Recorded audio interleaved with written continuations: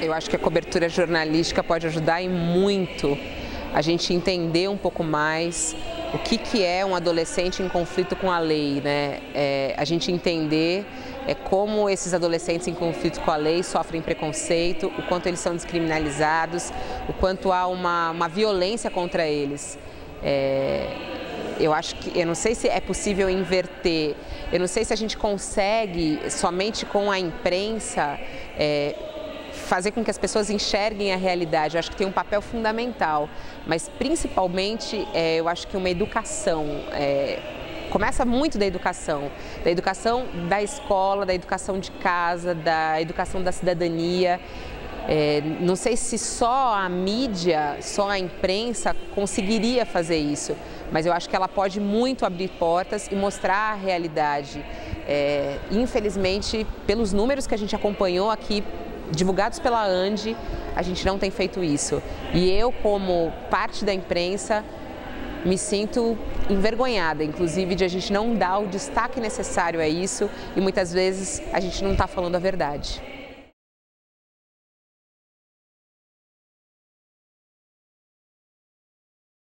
Quando a gente fala no termo sustentabilidade, algumas pessoas falam, é o termo da moda. Mas se você for traduzir, é o que representa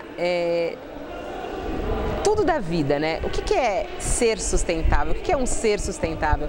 O que é ser uma pessoa sustentável?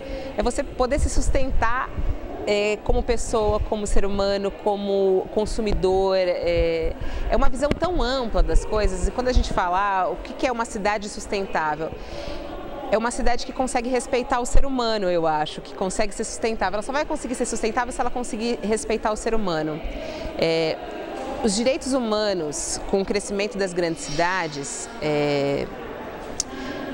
a sensação que dá, às vezes, é que há um abismo entre uma coisa e outra. Morando em São Paulo, a gente vê a dificuldade disso.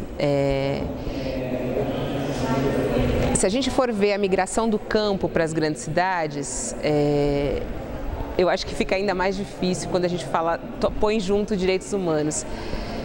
E se a gente for jogar agora a sustentabilidade junto com o campo, com a migração do campo, com o crescimento das grandes cidades e os direitos humanos, fica mais complicado ainda, né?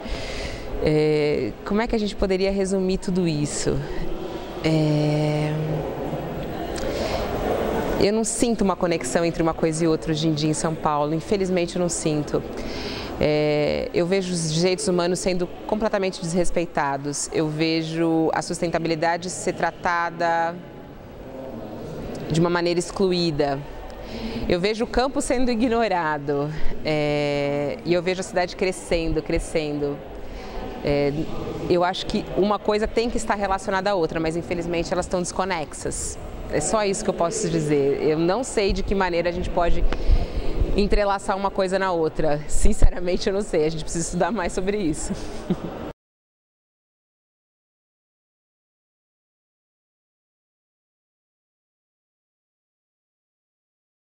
Nenhuma cidade pode excluir a criança, adolescente. É o início da vida, eles são tudo, né? Eles são o futuro, eles são a nossa expressão, né? Do que nós queremos um dia construir. São Paulo não é fácil para criança e para adolescente hoje, infelizmente. A gente vê pouquíssimos lugares de lazer, pouquíssimos lugares para as crianças brincarem. As crianças vivem presas nos seus prédios, nos seus condomínios. A gente vê uma privação de liberdade total. A gente vê maus tratos nas crianças que são excluídas socialmente, que vivem em periferias ou que vivem em favelas em São Paulo. Eu acho que a gente não pode dizer São Paulo é um bom lugar para as crianças. São Paulo tem que ser um bom lugar para as crianças, para os adolescentes. A gente tem que transformar isso. Não vejo essa movimentação hoje em São Paulo. São Paulo está muito difícil para as crianças e para os adolescentes. Mas a gente não pode dizer que São Paulo não é uma cidade para as crianças e para os adolescentes. Isso é um absurdo a gente pensar isso. Ela é difícil hoje, mas a gente tem que vencer. E as crianças e os adolescentes têm que ganhar espaço em São Paulo. Isso é urgente. Isso tem que ser modificado. As eleições municipais estão aqui nesse ano, esse ano é de discussão disso. Inclusive lá na CBN a gente tem discutido muito isso, políticas públicas que possam abrir espaço para a expressão das crianças e dos adolescentes. Eu acho que assim como o rádio, a imprensa como geral tem que denunciar isso, tem que bater o martelo e tem que fiscalizar a questão das escolas.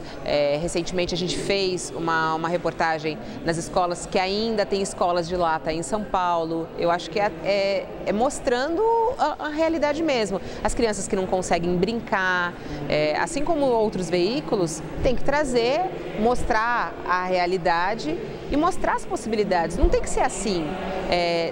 Tem que ter espaço, não é normal não ter uma área de lazer, não é normal a criança ter que estudar num ambiente ruim, numa escola que aquece, numa escola de lata, ter condições péssimas de estudo, não é normal uma criança estar na rua.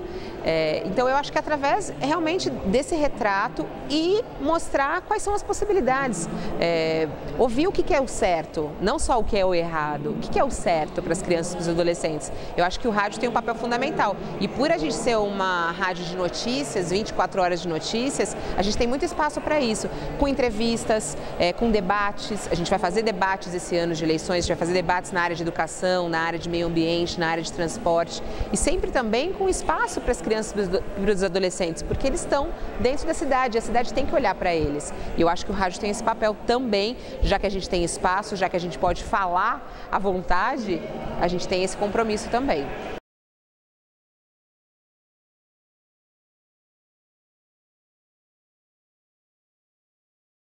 Eu vejo essa experiência que eu tive muito mais como uma aproximação mesmo da minha família, de a gente estar junto num momento muito difícil e num momento de luta. Não me senti em nenhum momento explorada. Não sei se eu consigo fazer uma ligação do meu trabalho aos 13 anos, na pizzaria da minha família, com os meus pais, com meus irmãos, com o que a gente vê aí pelo mundo da exploração do trabalho infantil, da exploração de mão de obra das crianças e dos adolescentes. Sinceramente, eu não consigo ver uma relação entre uma coisa e outra, mas eu acho que isso me fez refletir um pouco. Eu acho que quando eu olho uma criança trabalhando, talvez eu possa me relembrar de alguns momentos do que é você não ter o seu tempo o tempo inteiro para o estudo e para a brincadeira. Realmente é algo a refletir. Eu acho o trabalho infantil uma violência contra a criança tem que estudar, a criança tem que brincar, a criança tem que ter liberdade para viver. Eu acho que a responsabilidade para as crianças e para os adolescentes, ela precisa ter um limite. Infelizmente, a imprensa não cobre isso da maneira correta. Eu me sinto com a obrigação ainda mais de cobrir isso.